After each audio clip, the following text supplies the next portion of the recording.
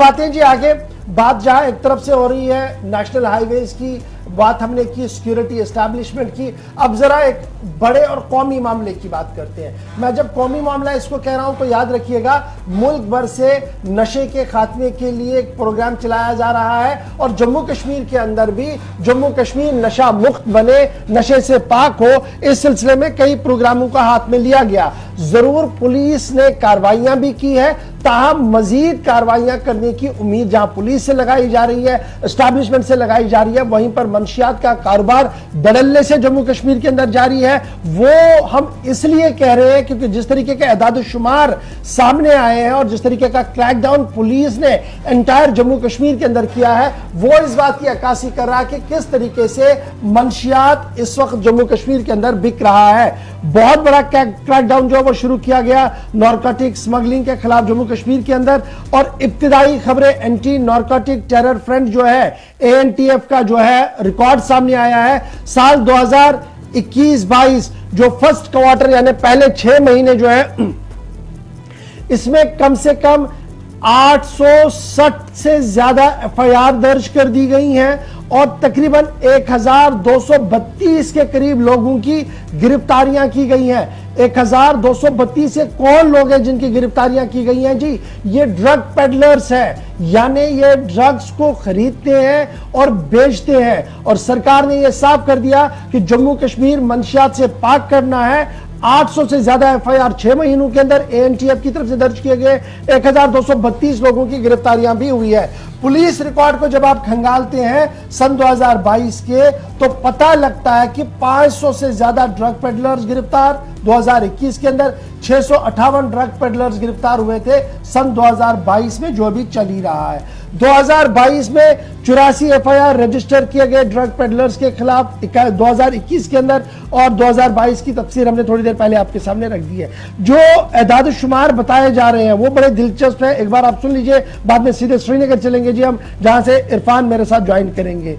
At least 393 kilo cheers seize किया गया जी 2019 में।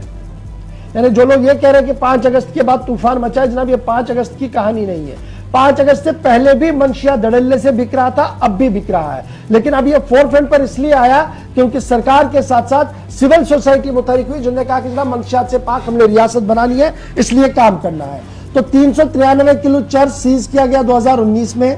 2020 में 633.03 किलोग्राम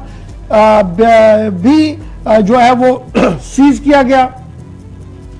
2020 में, और रिकवरी ऑफ चर्स जो है वो तकरीबन 2021 में 940.99 किलोग्राम,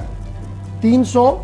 उसके बाद 600, उसके बाद 900, यानी क्वांटिटी कम नहीं हुई, सिर्फ चर्स की ये बढ़ी। अब चर्स और भंग के हवाले से ये भी हमें शिकायतें हैं, ये भी इतलात है कि एंटायर नॉर्थ और साउथ के अंदर बहुत सारे लोग जो है वो इसकी खेती कर रहे हैं जी, और एक्साइज डिपार्टमेंट की आंखों में धूल भी झोंका जा रहा है। कई बार एक्साइज डिपार्टमेंट कई बार कार्रवाई भी कर रहा है, लेकिन डिपार्टमेंट कार्रवाई करे ना करे, पहले हमने आसपास देखना होगा। सिविल सोसाइटी, मजहबी पेशवाओं को, इमाम साहिबान को और कमेटियों के, मोहल्ले की कमेटियों को यह देखना होगा कि हमारे खेत के अंदर उग क्या रहा है, ये उगाता कौन है, और क्यों हम उसके खिलाफ खुद एक सोशल बाइकआउट की मुहिम नहीं चलाते हैं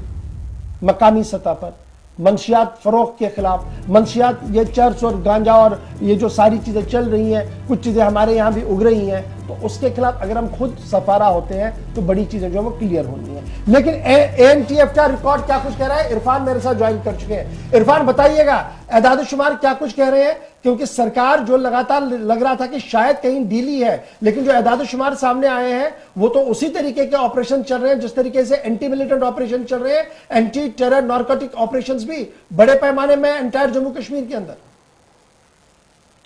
बहुत बहुत शुक्रिया गौर साहब। जहां तक साल 2022 के हवाले से मैं बात करूं तो 84 FIR जो है वो रजिस्टर्ड हुए हैं ड्रग पेडलर्स के हवाले से, क्योंकि एक साइड से अगर FIR रजिस्टर्ड हो रहे हैं तो उसी हिसाब से जो एंटी करप्शन, एंटी नारकोटिक्स जो टास्क विंग है, उनका मानना है सिक्योरिटी फोर्सेस, डिस्ट्रिक्ट पुलिस का जो कोऑर्डिनेशन है इंटेलिजेंस एजेंसीज के साथ, तो आए रोज हम ये कोशिश कर रहे हैं कि इसका मुकम्मल तौर पे खात्मा हो जाए। स्मगलिंग के हवाले से जो नारकोटिक्स जितने भी अटेम्प्ट्स करते हैं या पेडलर्स हैं, उनका खात्मा हो जाए। मगर साथ ही साथ ये भी रिपोर्ट्स आ रही है डिपार्टमेंट के एंड से कि एक स्पेशल फंड्स कलेक्टिविटी जो है नार्कोटिक्स के थ्रू होती है, जिसका इस्तेमाल फ्यूल टेरर के लिए इस्तेमाल हो रहा है जम्मू कश्मीर में। सीनियर सुपरिटेंडेंट ऑफ पुलिस जो ANTF के हैं, उनकी टीम का एक रिसेंटली रिपोर्ट आया है जिसमें 26 किलो 58 kg जो है हशीश बरामद की गई है और साथ साथ 2 लोगों को अरेस्ट किया गया है जो स्मगलर्स थे, जिनका कंसाइनमेंट जो है सोपोर से आ रहा था ट्रांसपोर्ट के जरिए, और उसके बाद यार्ड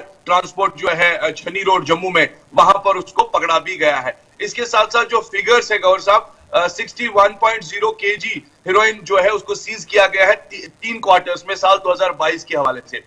इसी तरीके से 6.03 kg हीरोइन जो है उसे सीज किया गया है साल 2021 फर्स्ट क्वार्टर्स में, और ऑफिशियल्स का यह मानना है कि इसका एक स्टीप राइज है, ये आगे बढ़ रहा है, मगर कोशिश ये है डिपार्टमेंट के एंड से इसको जल्द से जल्द जो है इसका खात्मा किया जाए। बड़ा इंपॉर्टेंट फैक्टर यहाँ पर यह बनता है गौर साहब, जबकि हम देखते हैं ये आता कहां से है, जहां से आ रहा है पहले उसे मेन उस चैनल को बंद करना है, जी हाँ, उस कैप को बंद करना है जहां से इसकी पैदावार इरफान एक चीज आपसे जानना चाहूंगा। जहां आपकी बात तो सही है कि जहां से आ रहा है उसको बंद करना है, उसकी रोकथाम करनी है, लेकिन जितना भी ये मंशियात जो भी हैं, जिस भी फॉर्म में होगी ये मंशियात, और ये क्या कहीं पे जमीनी सतह पर डिस्पोज ऑफ होता है? क्या ये ऐसी चीज तो नहीं है कि पकड़ने के बाद या कहीं ये दोबारा इस्तेमाल तो नहीं हो रहा है? क्या डिस्पोज ऑफ करना ये कहीं ना कहीं इससे खात्मा होगा इसका? देखिए, as per the police officials are concern governor साहब, जहां तक देखा जाए पुलिस या जितने भी ANTF जो टास्क है या बाकी जो दीगर डिपार्टमेंट्स है, इस पर काम तो कर रहे हैं। साथ ही साथ से डिस्पोज ऑफ करने के लिए जैसे गवर्नर साहब ने एक बहुत अच्छी स्टेटमेंट बताई कि फोर फ्रंट पे उन लोगों को सामने आना है जिसमें स्कॉलर्स है, टीचर्स है, उलूमाज है या बाकी जिनका लाजमन काम बनता है, इस पर हैमर करें। जब तक सोसाइटी में इन लोगों का रोल इंपॉर्टेंट नहीं बनेगा, तब तक इस चीज को आप डिस्पोज ऑफ कैसे कर सकते हैं? और सबसे बड़ी बात है कि पेरेंट्स का भी एक बड़ा इंपॉर्टेंट रोल बनता है कि वो अपने बच्चों पर किस तरीके की खास तौर पर नजर रख रहे हैं, आ रहा है, जा रहा है, उसकी जेब में क्या है, उसके मामला क्या है, उठना बैठना कहाँ है, ये बड़ा इंपॉर्टेंट एक फैक्टर बनता है, तभी जाके सोसाइटी में इसका खात्मा मुकम्मल तौर पर हो सकता है। बहुत शुक्रिया जी इरफान हमारे